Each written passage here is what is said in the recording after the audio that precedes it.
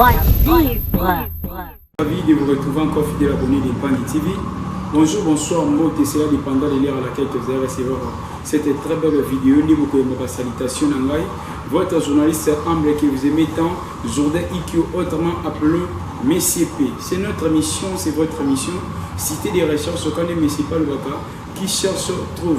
Les cas de Pangui TV, la meilleure chaîne YouTube. Soyez souvent en zongité, ma camarade ko ezanga na Pangui TV. Et vous posez poser question le lot MCP numéro ni na sika on emelinga. Le lot na plateau na biso Pangui TV, tous na moko ba sala nzambe ya solo penza ou bazo cartonner na mboka na biso Congo. Donc me camper le lot ko sona na Mozindo to me camper ko betama lisolo na Mozindo. Là je dis un grand merci à mes très chers parents que j'aime beaucoup, papa au black, depuis soir de l'homme de Dieu, sans oublier ma mère chérie, maman Abé, la servante de l'éternel, pourquoi pas à toi mon frère Ephraim, le mignon garçon, le fils chéri de papa au black. Merci à toi Gilles Panzou, pour la qualité immense qui toque aux OP Sangai MCP. Moi je l'appelle l'homme à la race des Israélites, Gilles Panzou, les grands caméramens. Merci à vous, mon cordon divin Kabea, je l'appelle la mère haute. Quand les Tozalaka, Tolobaka, ceux qui est à votre première fois de tomber sur nos vidéos, commentez, partagez et puis likez, abonnez-vous massivement et vous ne serez jamais déçus. Là, je vais demander à mon caméraman Jules Lipan, je vais te donner ce même moral, à mes campés pour élargir plateau Nabiso pour que abonner Nabiso ba mes campés comme on a invité Nabiso Yamukula Lelo. Là, je profite de dire bonjour à l'homme de Dieu. Bonjour. Papa Boni santé. Non, le bien. Ok, papa, message moi qu'on a bandé pour rajo la lona. Message ali kaka. Faut que je sois si à vérité. Zambo a bombi biso ana besoin de lui. Yeba été aux ana raison mon côté dans la musique nangi parce que il t'aime et na cadre de naye il ne veut pas molimo na perdre. C'est pourquoi dans la nangai nzamba kombe kambe ko lebisa yo. On a total sayo na zela ambition oyo olandela kango mingi ile baga mingi ma mazambe na sepla na makasi ile amba mingi basala nzambe pe saka nzana mutu nyonso oyo azana besoin ko yebana na bango ba numéro na bango eza affiché nzamba pesa merci na c'est peu comme on journaliste na biso frère Jourdain MCP nzamba apambole pe pe makasi vraiment na musala besoin sala bo kende merci. Merci l'homme de Dieu. Présentation de l'eau comme madame na bandeko bazo bandaba parce que les amba na biso ya liboso ko ya mabino na plateau na biso ceux qui vont se présenter pour ça penza malamu na bandeko bazo na biso. Merci beaucoup.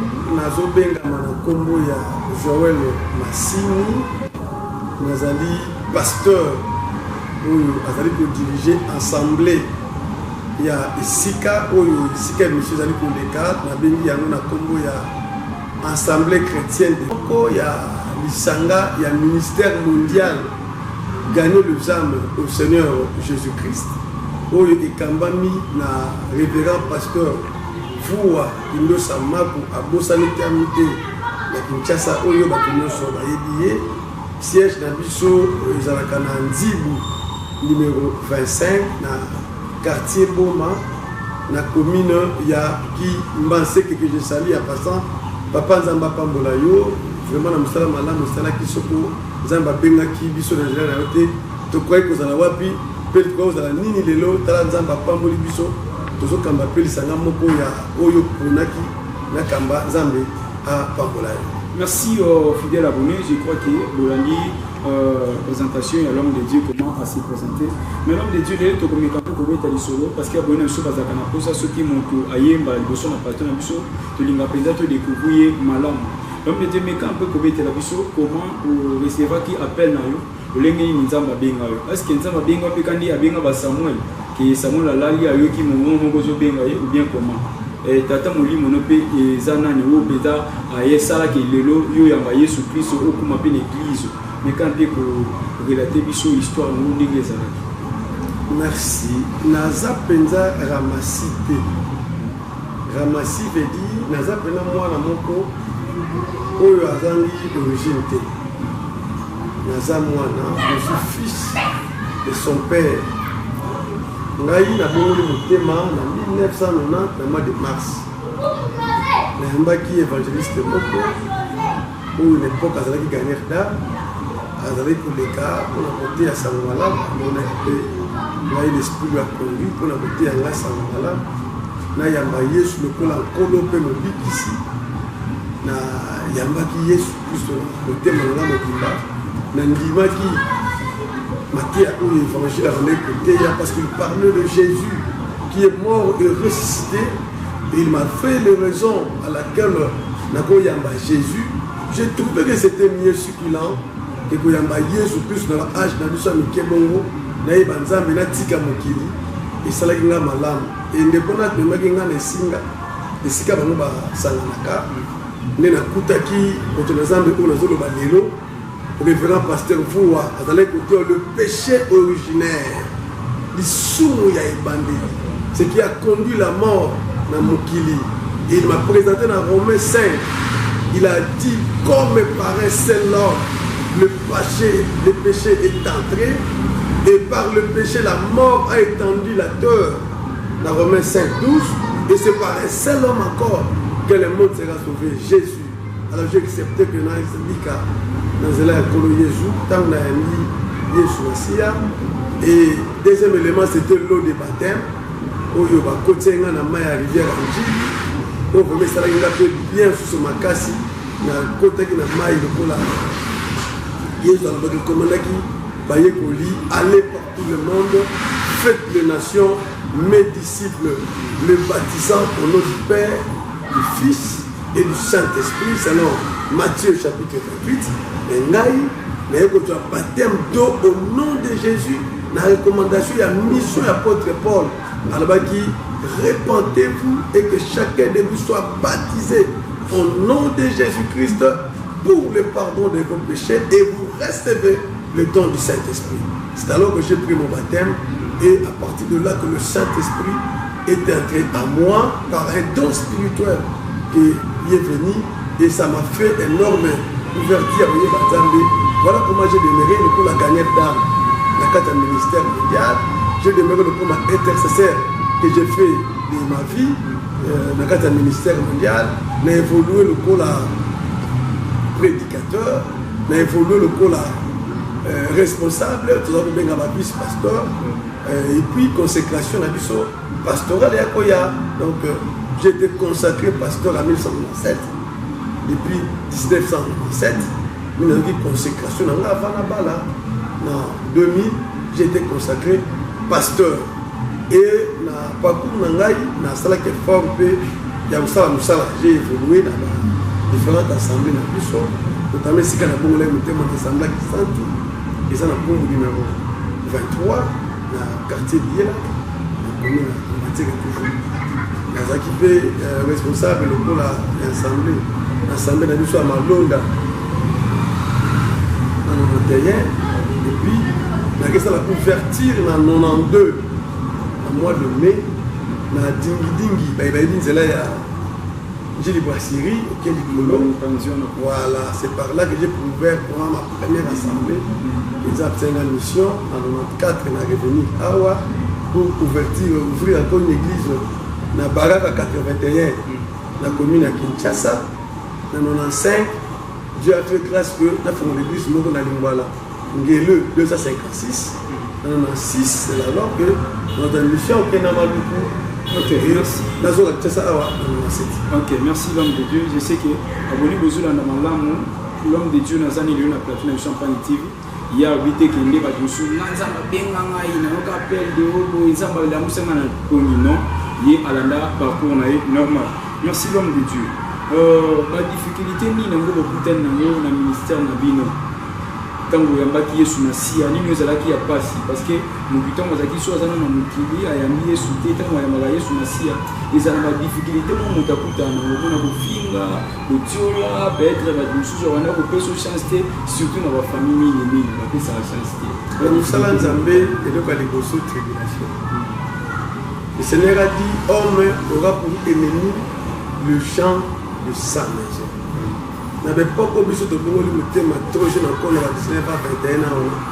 Les parents, nous souhaitons tout ça le ministère, au Tanga, aux Amokulombi, mais puis on dit même c'est consacré au Tika jeunesse, à l'air musique à qui les gens venir, ils sont les amis. la difficulté ezalaki mpona otala baninga badikali bazosepela me yo osepela okanga foi na yo par rapport à baplaisir.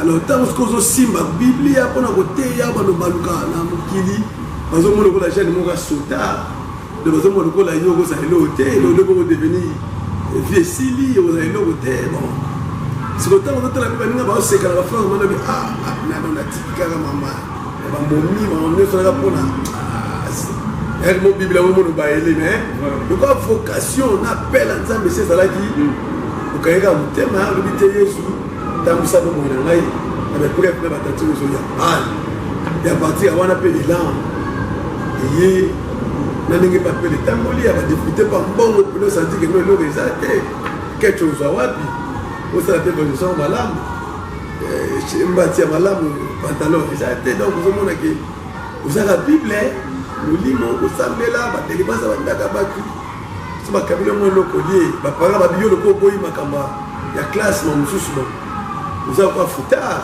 bapesa eloko te mais amour ya nzambe etikaki te tozalaki kaka toujours koyika mpike me lelo tokangaki motema na badifficulté wana eza batambisi biso.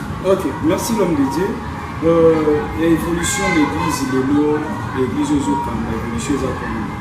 Bobandi église on a nini et puis kino ani bobanda qui a motivé de l'eau totalisé déjà combien des années et puis un ministre de monde ça déjà combien en tout cas fidèle to banda église on a 2016 dans le mois de mars mais ben intercession banda dans le mois de janvier to banda qui pendant la place où ils avaient qui matiti même Bayer Nana Zaragité parce que Zaragité m'a dit. Et puis il n'y avait pas l'émergence dans la Bible en casse. Mais tu vas dire que nous allons ensemble, nous allons aller au Seka. Dans le Seka, nous allons aller dans l'aventure. Mais il y a une très grande progression. Parce qu'il y a une bande qui n'a pas belé, il y a une vidéo, il y a Bilamba. J'avais rien ici. En gare, Zaragité. Les gens, vous êtes à la carte à rideau, vous comprenez que vous avez un homme yanké, vous êtes à la Bakuluna, Miyibi, Basoda, Batumabe, mais vous avez un pic, on a besoin de la Batuma, la vie peut placer. Ils ont dit, mais ça fait té. Ils ont dit, non, ça me peut soit bien guidé au Tika. Mais les gens ont pécibiso. Et si tu as Batuma Fanda, nous avons fait ce cadre qui toque au yo. Tout comme ça y est, tout le monde est en Bunda, on peut avoir tout le monde. Tout le monde est en Troum, na brique.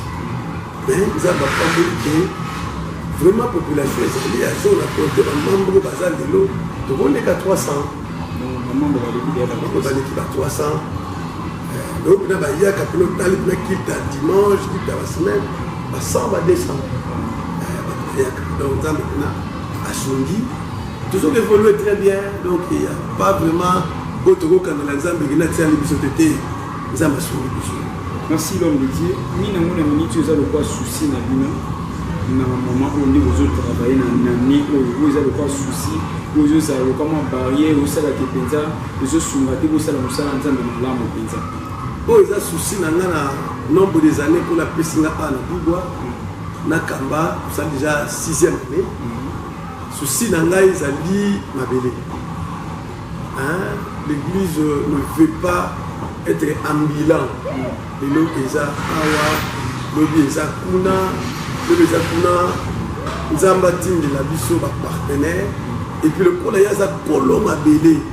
Après cette église oyo mabele pour permettre tout ça les laïe architecture à Kitoko. Et puis, on ça ici quand on va par retraite. Il y a tout ça la moindre primerie pour la Mikanda.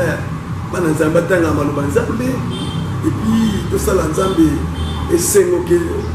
Somme d'ailleurs, comme ils ensemble à un cadre meilleur. Alors, surtout aussi cadre et que le tongo, à l'obité. Si quand on a une salle étage, une salle à bouillir, si vous avez un peu de ce mabélé, nous avons dit nous allons avec la foi qui est possible. Non, tout est possible. Ok.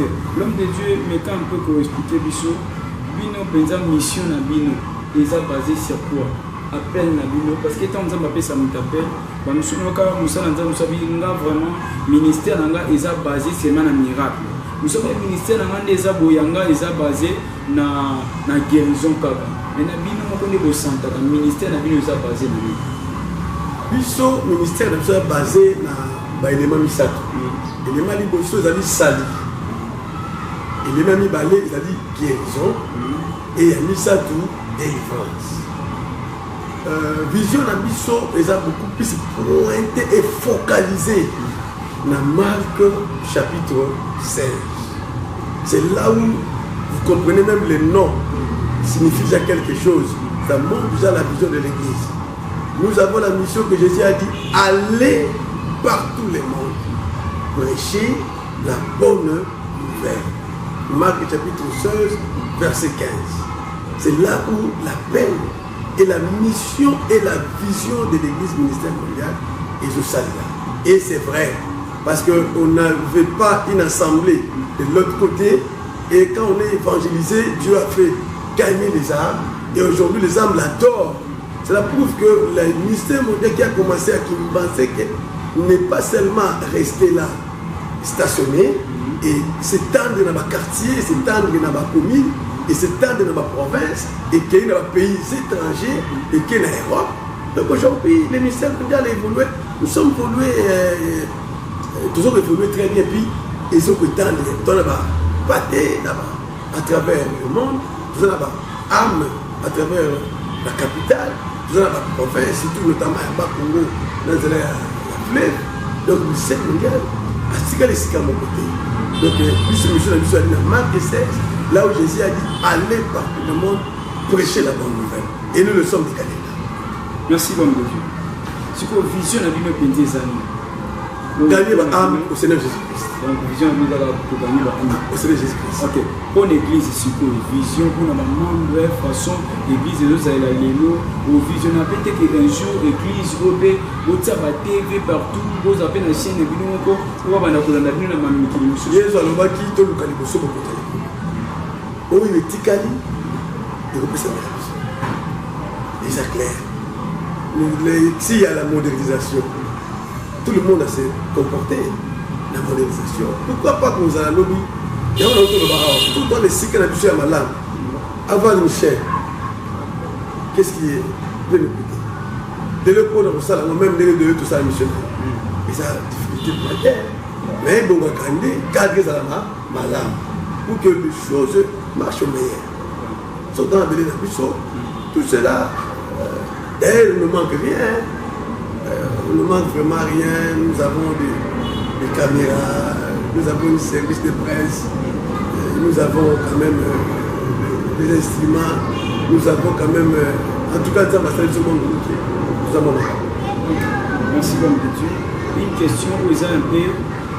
Pertinent et dérangeant comme il n'a pas un ensemble de mingi, il y a un moment où si mon papa Faustin Ika Kabano que vous avez posé question et ça, est-ce que l'enfer existe vraiment? L'enfer existe et le paradis au Tobeni l'eau la paix existe.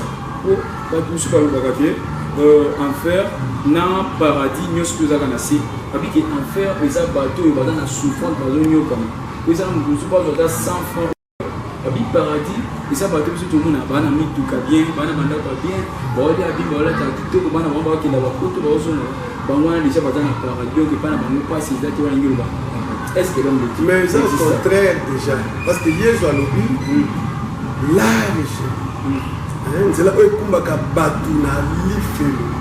Ça c'est Jésus qui a dit. Large est le chemin qui amène à l'enfer. L'enfer existe. Bible lobby, ce qui est caché, ils ont caché pour l'examen. Ce qui est révélé, ils ont révélé pour la mission. Donc l'endroit où se situe l'affaire, c'est ça. L'endroit, par exemple, le pays de l'affaire. Mais l'affaire existe. Hein? L'affaire existe. Le paradis aussi existe. Parce que Dieu l'a dit. À l'obina mouyibi l'élo. Le Seigneur a dit aujourd'hui tu seras avec moi au paradis. donc na lola bakozala na ye soki tondimela oyo bato batoloba eza te to tondimela nkolo yesu moto alobi ke lelo baza na ye soki ezalaki te baza na ye sikoa bamaboyine baote babiki ezalaka nango mais ezalaka ça c'est le terme pour injurer quelqu'un wana eza bato lolendo bato bakalifiaka baninga bana faire koye naza koluka mwa ndoki na ye kwa misina ya moke baluki na nsima azwi mwa kusu alemwa nyei azwi mwa misoro amoniki aza na lola te aza na lola te bato bakokota na bokonzi ya lola eli baoyo bayambi yesu lokola nkolo mpe mobikisi bangwana lola ebongoli mpona bango yesu apesi alobi mama moko aye na bana mibale mama alobi nkolo kamata oyo mobali mosusu oyo otia na gauche kamata mpe oyo mosusu otia kwa ntango ezala bokonzi na yo abi te mpona makambo etali kozala na ngambo ya gauche mpona ngambo ya droite eza na mpona baoyo nkolo ye moko amilengela mpona bango c'est-à-dire y a des gens que Dieu a préparé pour aller au ciel wana tokoconteste yango te Jésus a dit si tu crois tu auras la vie éternelle. Donc cette vie dans l'éternité nous le verrons dans le paradis. C'est là où le paradis était sur la terre. Adam a vécu le paradis. Aujourd'hui le paradis est au ciel. Jésus l'a dit. Aujourd'hui tu seras avec moi au paradis. Et dans l'ascension, tout le monde a dit Jésus Azomata. Il est allé au paradis. Comme les gens ont vu Jésus en chair monter et une porte s'ouvre. Porte fondant Jésus à côté. Il y a un paradis. Donc paradis vous mettez ça. Ezali, mais il y a une précision très bien. Le Seigneur sur la terre a dit une parabole. Ce que tu as dit dans Luc 16, ils ont dit que Lazare, pauvre, n'a un riche qui avait des fortunes. Sur la terre, il y avait des choses, il y avait des histoires. Très bien, la vie était. Mais il y a un paradis. Mais on a vu le contraire. Celui qui était au paradis sur la terre, quand les deux sont morts, il y a le poisson qui est renversé. Celui qui se sentait souffert, dans l'autre côté, il est dans le sein d'Abraham. Mais l'autre là qui était dans le bien là, tout ça, très frustré, il mange, il boit, et Dieu n'a pas avec moi. J'en fous de Dieu, n'en a besoin d'être. Aller à l'église, c'est perdre de temps. C'est vraiment ici pour aller avec une boutade, tu vas aller au coin ici, il y a des bars partout, vivre, prendre, de manger, de boire. Mais Bible dit à quoi sert à un homme d'amasser le monde et sur le Père son âme. Il existe. Il y a un Jésus qui a dit, un monsieur qui avait des fortunes, à Salibilanga, Teki, à Tondi Bandaku, à Zibomengo, à Tondisi. Alors, dans la Silici, na Boutouana, à Lali, papa, kaka lelo, molimo na yo, bozo senga yango. Alors, si vous avez regretté, vous avez regretté, vous avez fait donc l'affaire existe, le ciel ou le paradis existent. Mais ce qui est apprécié est que Nabaye Oeba Koufi, Katina Yesu, Nabaye Oeba Koufi, Kozanga Yesu, Bango Nyoso, Bakena na enfer, Bakepena paradis, Bazana séjour des morts. Tu comprends? Donc il va y a séjour des morts. Bah, ça il y a le diable, bah, ça il y a un bango, bah, ça il y a un zambé, bah, ça il y a un bango. Oh, bah, ça il y a un zambé, bah, ça Saint d'Abraham. Le Saint d'Abraham, pourquoi? Parce que Dieu a promis à Abraham, je te ferai père d'une grande nation. Et les fils d'Abraham, ce sont ceux-là qui ont la foi. Donc il faut que Abraham et que Abraham soit leur père. C'est alors que le rétablissement et le salama pour Nzambé a partagé. Maintenant, parce qu'il a dit le GN, là, il y aura le plaire et le graissement. Il a dit là, il y aura. Pas maintenant, mais il y aura. Donc, merci Kamungo. Merci l'homme de Dieu. Je sais qu'il va venir à Michel Bazar pour se faire la pendant mon cas. Mais c'est aujourd'hui vraiment l'homme de Dieu s'y parle très bien. Je sais que tout le monde va en faire ça va être aucun des l'homme de Dieu. Par exemple, il y a Lazare, qui a un mais on a à côté de là.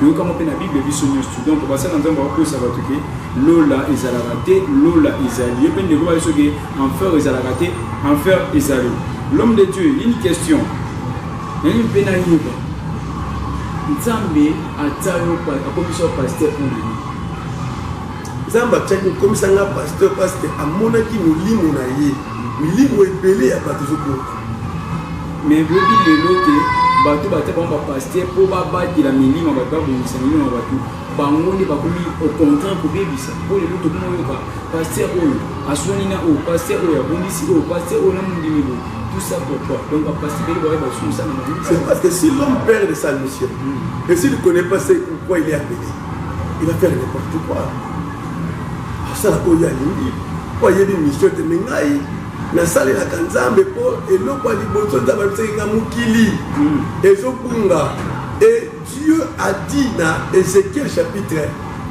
18 Dieu dit toutes les âmes sont à moi l'âme du fils l'âme du père tous sont à moi mais l'âme qui pêche c'est celle qui sait alors ce qu'on dit non je ne désire pas ça c'est le verset 18 verset 4 je ne désire pas que le méchant meure. Alors, pour que ma méchant va pour mater, Dieu a résolu d'envoyer son fils Jésus. Et quand Jésus sur la terre, il a dit prêchez. Tout est à battre bon la mutema. Et muta te ya kapo muta bon la mutema za kana souci li bosu a mwana yeba nzambe. Et soko amumi bale to misa to bayebi nzambe fait ça la maka na lola. Alors soko na za yebi intérêt na ngeza milimo ko bika na kubunda pona mote.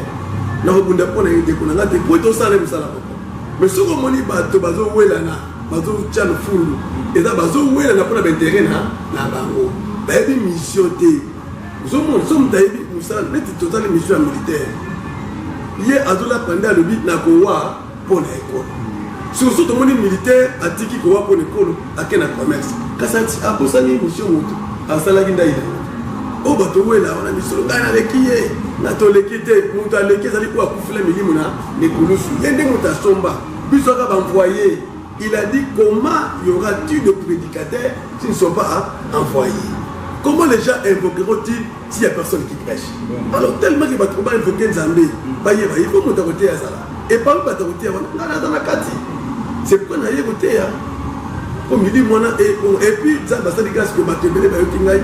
Vraiment. Merci l'homme de Dieu. Je sais que Isabelle Nabassal Nzamba Solo, il y a ma bébé Bazali. Comme je vois mon papa au black que j'aime beaucoup, c'est un bon serviteur de Dieu. Et comme le pasteur Manassion Kito, Azabou Moussa Nzamba, il y a Solo. Maintenant, l'homme de Dieu, on a ligne, Toyeba, on peut avoir un abisso par Yeba. Et ça n'a pas de Moussou, Moussa Nzamba, Téye, Komba Yesu. A Téye, Komba Yesu à Solo. Jésus, on a Téye, Jésus, Nambinga Solo. Moutona pas Yambi, Nambinga Solo. Mais parce qu'on a hier mon azam tamisala mabe ma comment les magiciens parce que c'est belé l'église est belé le lopeza magicien n'a maté parce qu'il a bien exigé point l'église est belé le lot mon pasteur azam magicien pasteur azam rose christian azam mutamisala mabe mais a oti abatu Jésus na mon roi ka Jésus mais na katini a osala penza mabe Jésus na oti kana mon mais ba pe ba on dit maman Jésus na ndinga solo maintenant mon kola souka bato basa l'église ya pasteur a lo lengi wana. Est-ce que tu as beaucoup de l'eau bi bato ba okena faire ba yeba kanzete ce qu'on était ça malamu te mboko za ndenge ya malamu te mutu oyo abongoli mutema pa ya pasteur oyo abongola mutema te et ils ont été ba changer ndenge nzoto changer mutema te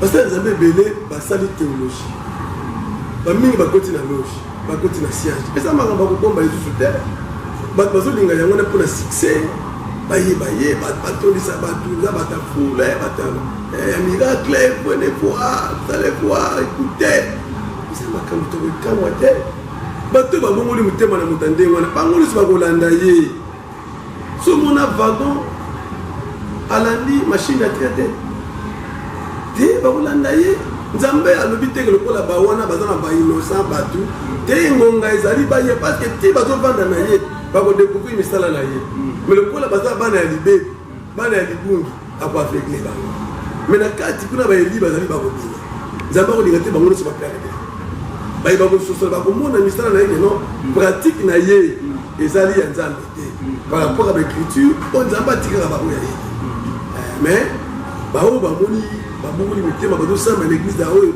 tata moko ayebi nzambe te bataka kombo na Yesu. C'est le temps de la fin. Na ntango asuka Yesu alobaki bato mingi bakoya na kombo na ngai wana ezelaka mpona tikaki tokokamango te bakoloba bakosala bikambo na kombo na nga kasi bokeba na bango bokoyeba bango na misala donc misala nde kolakisa okomona soki ateya stilisi ndenge atisika koteya mafuta ebandi ateyi moke asilisi abolobeta masolo. Quand j'étais en Europe, quand j'étais en Hollande, je dessinais la pêche ici à Gabon, j'étais ici, c'était à Bolé. Alors, je me distrais, je me pour à Kangeski na bango, battre la oya pour salater. Et puis, il y a quelques pratiques, il y a vente. C'est comme un fruit cher, il faut nous s'amener là, pour la boyer, tout dans la veille prophétique, tout dans la consultation pastorale, pour la convention morale, la bateau, la cosa. Nous sommes les ébélés, ça. Quand on est, les bails qui militent dans le bunga, so bails des amis, ils ont un goyo. Le coup là, bails qui peuvent sur la émission. Bails à bailler Jésus Christ. Pour te Bible le bis na 2 Corinthiens 14, 2 Corinthiens 6, c'est le bis. Quel rapport y a-t-il entre Christ et Bélial? Quel rapport y a-t-il entre la lumière et les ténèbres? Le pasteur n'a pas la lumière, il est les ténèbres. Et le fils, c'est tous ténébreux. Alors, nous avons Jésus-Christ, on a dit donc Kinshasa c'est bébé bana nzambe milimo abatu mingi ezaya kopeba à cause ya basakoli oyo ya mabe babimi en tout cas bate ya sango ya Jésus Christ akufa depuis à servi totikali muke yango to bengi bino appel Dieu va sauver la vie par la foi. La Bible déclare dans Hébreux 11 sans la foi il est pratiquement impossible si vous manquez la foi. Et la foi vient de ce qu'on attend, et ce qu'on attend vient de la parole de Christ. Si vous n'avez pas la foi, mes chers amis, c'est l'heure de chercher la foi. Ne vous trompez pas, on ne se moque pas de Dieu. Ce qu'un homme aura semé, il est moissonnera. Est-ce que tu as la foi? Dans 2 Corinthiens 13, 5, la Bible dit, examinez-vous vous-même pour voir si vous êtes dans la foi. Paul a dit aux Corinthiens, je vous rappelle frères, et je vous déclare par l'évangile que je vous ai prêché, par lequel vous avez été sauvés. Ce côté, vous avez écrit en fait. Je vous l'ai dit comme je l'ai aussi moi-même récit. Alors, ce que vous avez ajouté, on a un apprécié. Il y a un côté la matériel est trompé. Et le bat masali makam. Atlati la bas du togo pas pour sa place. Allah dit cravate de dirait député. Allah dit corde le pasteur. Mais dis-moi quoi le pastoral. Asa mouto la dit toche. Asa mouto ko le wana te ma comme mouto ko la. Pour le voyer dans la pasteur. Quand la bilamba la vie ne fait pas la moelle. Ils ont commencé à m'inquiéter na Kinshasa. On a dit moi sous qui est belé, a dit qui m'a ndefu. Yemo kami concentré na forme na ye ami bengami prophète bazu ba clairvoyance na bilo ba santé na Kinshasa ba ko beta ba sakoli na balabala nzamba tali singai nzamba moni ngai fina yo bakanga ko nga voyager na mois prochain et ka teki pona bitumba boye alors ayebi sote ke yamba nkolo po masumu na yo salaki nzamba de bisango et puis nzamba peso likamodi mo santo yo bomba no mona lokola mo sala nzamba mais bazo ko sa donc mo ngalo. Merci l'homme de Dieu. La ligne peut savoir qui les autres hommes ont une multiplication il y a l'église comme l'église comme belé comme tout mal comme aïbo comme bote comme aïbo et basa dans ça peut comme bima belé n'habité est-ce que eza né Jésus le baki que elangeza muki eza munene basa baza muki yango basa le comme belé ou bien ezaka imalugo le baki que Nathan suka bokuma na basa ko le kuta bakoya ou bien ils ont des théologies et aussi là que pasteur va comme belé na Congo dans mon pays. En tout cas pour la première wana je vais vraiment dire à ceci beaucoup plus il y a une église division Masanga et belé est divisé par envie et par motif il y a conscience comme nous là d'adam. Ah, yeah, demanda y monter. Yal kan sakani kayem dans le banzamba lobela. Kayem tu kan zamba salena ye, Pourquoi? Parce que pasteur a dit que maman moko a kofi kuna bibondela pour maman wana. A botali que papa o yake bondela. C'est pasteur. Pasteur ya ki abondeli ya silisi. Maman dit ah nzamba papa kumisama. Je le premier la papa. Ya komi na nzela a guetter yango atala boye. Moi songa boye bachaki moi $100. Eh bato wa tsakala. Rien ngape na fosa la ba ona ngai. Abimi tangu ya bimi kuna kotaka kokenda osala nini akolona division bapane désordre oye pe après ye muso ko bima lisusu c'est par là que ma yebezo panza na bisike belé mais la mission soko ba assemblée par exemple ils ont assemblée moko bandi baza distance alors pasteur limité moi na oyo moko nzamba pambola za mayele a comprendre l'évangile na ye a su baptême na ye na komba Yesu a comme monsieur Agati il a mon abotos bacheli maboka comme pasteur a comme évangéliste a comme docteur on va t'inviter papa yo koli ozoto kabola kana yo cher mon côté kendo kamba kuna na assemblée na biso na se bandeko baza kuna ba pambola nzana ma déjà c'est la reproduction la multiplication ya semences c'est kitoko mingi mais ce que par motif impire baye bangai netele komi nane lo batambe njamba benga wana ndeli kambo wana ba ikufe koti ba jeune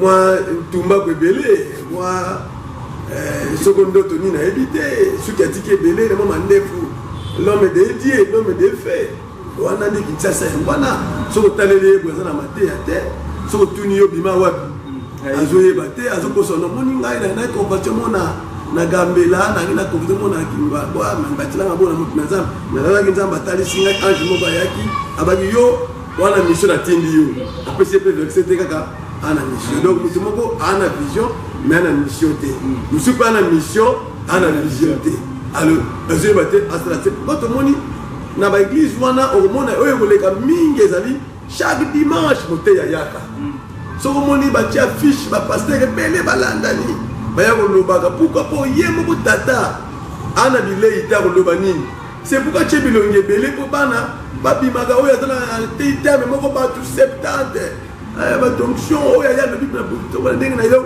bandi bazobima kuna forme na forme ya bana mama botela batate belé mwana oyo azaya mungala o mutu ya muluba ndenge pe na l'église ozomona secteur abimi l'église wana azoye bata bina mateni po papa la gisa ye ba pasteur ata demi au convention yo abenga ba grand ba ye abenga ba petit ba ye bana ba bozana forme de vraiment nzambe par là que tout le monde bénisse l'homme de Dieu nous m'a ba fiche subatia ba pasteur belé ah le bon komi au toucher déjà ba sala nzambe soko ba benga ba bige biso de boa na biso ingratitude de boa na biso qui muni minde ba le banala na biso non biso limato partager moninga ye na connaissance de partager ça ma BD kenga mona kanga magana sienga mona te ya dipomo 30 na sali abi ba musicien pe omona ya mongo a bleti de ba bon mongo a seulement featuring avec moi moninga ne ba yemba mais le featuring na bible featuring na verset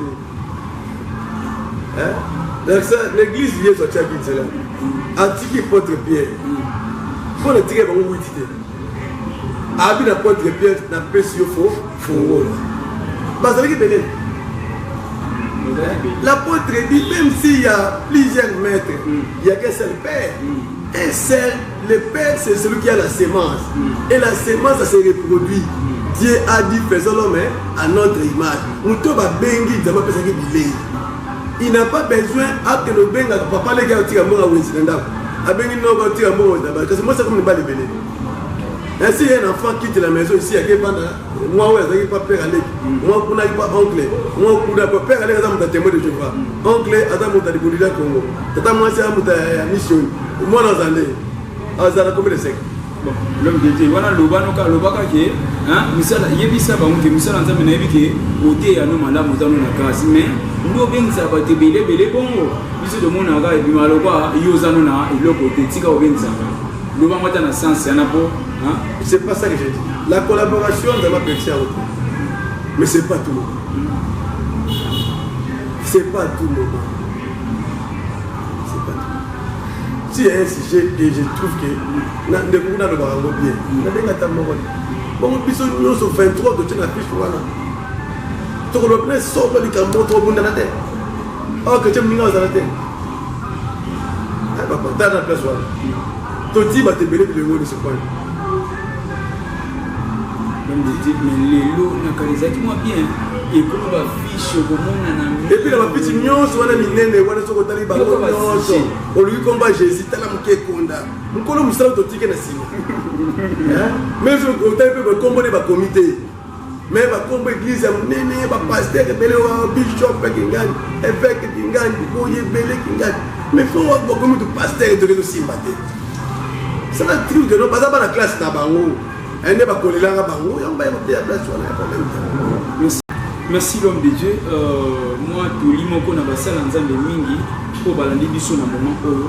Passé l'ensemble va comme ici, Moussa l'ensemble le quoi commerce et comme il va séminaire et belé sur la même base ba l'ensemble va se payer malisuté donc va donc quand ba l'ensemble à tout moment peuple de Dieu est mieux tout séminaire nzamba la kisinga hier à 100 jours maboni la 40 jours au moins à 40 beaucoup à 50 oh le lot va se faire la Moussa l'ensemble na ndenge nzamba zo le belate pour comme ici Moussa l'ensemble le là commerce na bango ici na bango connaît là malgré balobi que c'est lui qui travaille à l'hôtel mange à l'hôtel Yesu pas le va qui tout ouvrier mérite son salaire mais bango ba commission na ndenge mabe moi toli moko na basala nzamba bongo ya ndenge bazo komisa komba Yesu masia et loko na bango si na bango connaît là en tout cas conseil pour ngai ezali so nzamba pesi yo révélation on a peuple na yi ba mais akopesa ngo bato nyonso wana oyo obengi wana seke apesi yo te ya moko mpona église na yo nani apesi yo mpona monde te mpona nation te apesi yo mpona etonga na ye soki alobi te mwana eloko oloba yango mpe na bandeko nyonso bayeba c'est Dieu qui donne la vision mais ce qu'on trouve aujourd'hui c'est une étrange collaboration eza mabe te je peux appeler mon ami je sais qu'il parle bien reconnaître la grâce d'autrui, attendre quoi dans la roue. Mais s'il savait que ne comme dans la roue, et puis c'est une semaine, ne voyez côté pas dans l'aïe. Avant du koloba, bazo kanga idéal, basi optique ne le connaît sur le point de mais ce qu'on a Kabouli, on est tel, mais puisque pendant 40 minutes, on se lave extrême. On met l'accent où il y a ça, mais si aucune église n'a pas exact. Difficulté de yango na bato bazo sala plaisir. Na bendi muninga benda ka bonga bendi la ngambo eloko. Na bezo na tonga eloko na bendi la ngambo eloko. Kasi wana cop. Na cop wana problème exact. Mais to yeba ki soko milimo wana ba bikité, ba tu sango malamu te, ça va rechier biso. Parce que souci à Yesu akufa ki ne kulusu. Asekui ajoki ba potatel, au biso ba pastel to renyaka. Pour la combo na ye tout ça la plaisir tout ça lia tout ça mela ba am na ye ba bikité nzamba ko condamner biso c'est par là l'œuvre du ministère la Bible dit l'œuvre du ministère faut comme un perfectionnement pas te wana yaki l'église ba tindie pa na yo akoma lokola yo pasteur c'est alors il sera perfectionné mais soko misala le salamité yo zo baka bana na molimo po yo renyaka au salaire camion sur ce moment que vous avez besoin de $1000 vous payez ici 5 pasteurs vous avez besoin de 200 vous avez besoin de 300 vous va partager ils ont même taillé on a imaginé mon côté ils ont mis cela de côté la Kinshasa mais pour l'instant on a dit que ils ont besoin de passer le tout yo pesi basala nzambe nyonso na kobanza te bango nyonso bayoki ba oyo bana ko se comporter déjà mabe na message au pesi déjà mingi déjà ba ubongolima muteo bazongisi makanisi sima.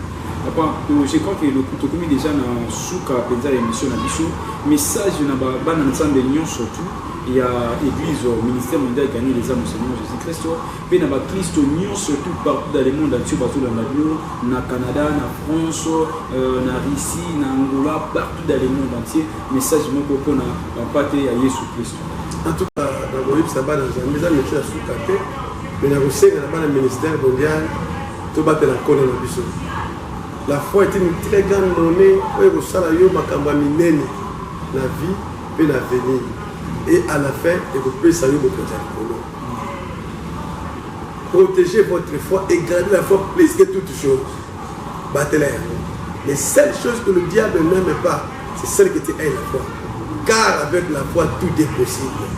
Pour nous, ce que nous avons, nous allons faire des choses. Mais ce qui n'a pas de choses, c'est que nous avons Yesu Christ, le Kolo, et nous avons dit que nous avons dit. Nous avons dit que nous avons dit que nous avons dit que nous avons dit que nous avons dit que nous avons dit que problème. Mais dans l'église, nous avons parce que nous avons dit que nous avons dit on a dit que nous avons dit et bon, nous avons dit que nous avons dit que nous tata n'a pas molimo oyebite nzamba pambola bino na dingi bino mingi to ebengisi bino chaque mardi na ba réunion na biso ya 17h chaque vendredi pour la culte à combat bon dimanche de 8h30 à 12h nous avons un culte d'action de grâce et d'adoration et ça nous sera bande de partout à Wana avenue Marguerite numéro 28 si Dieu nous prête vie mais invitez bino dimanche pour boya ebele. Ok,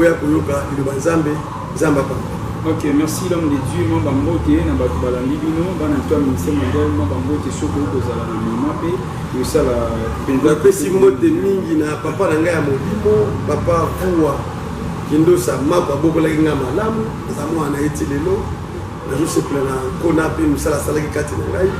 Na pesi mote na bampaka na ngai lingomba ba ancien na biso nyonso, na ministère mondial, ancien moule à Joseph.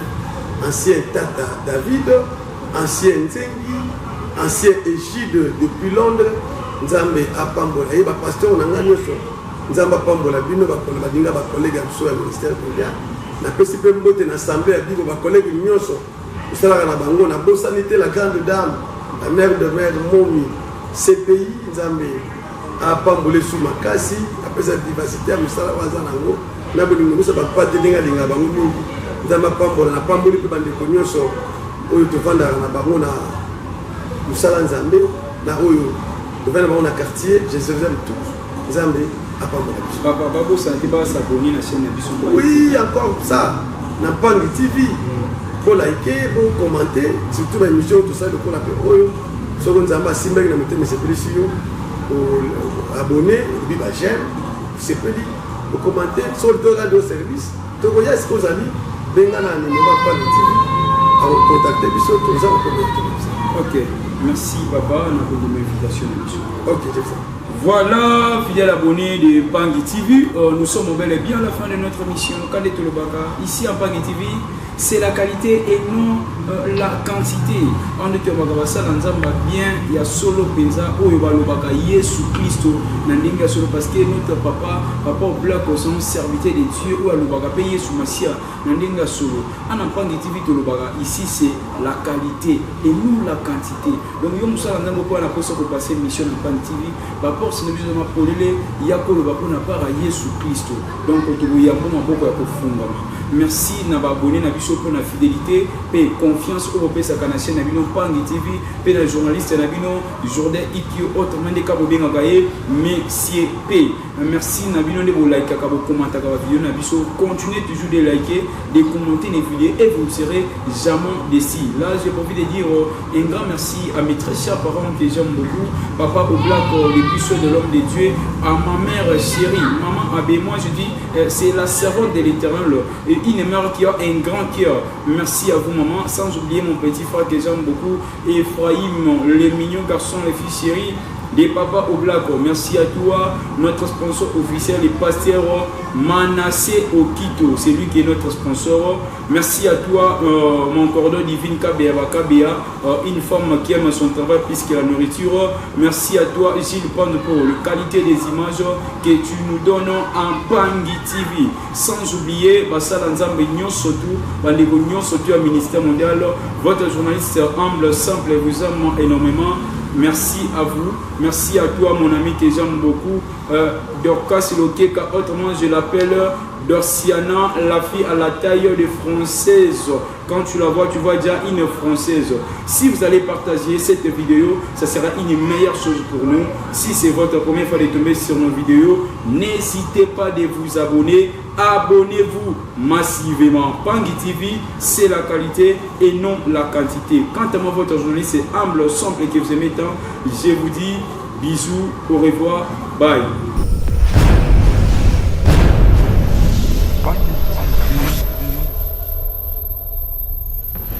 va vivre.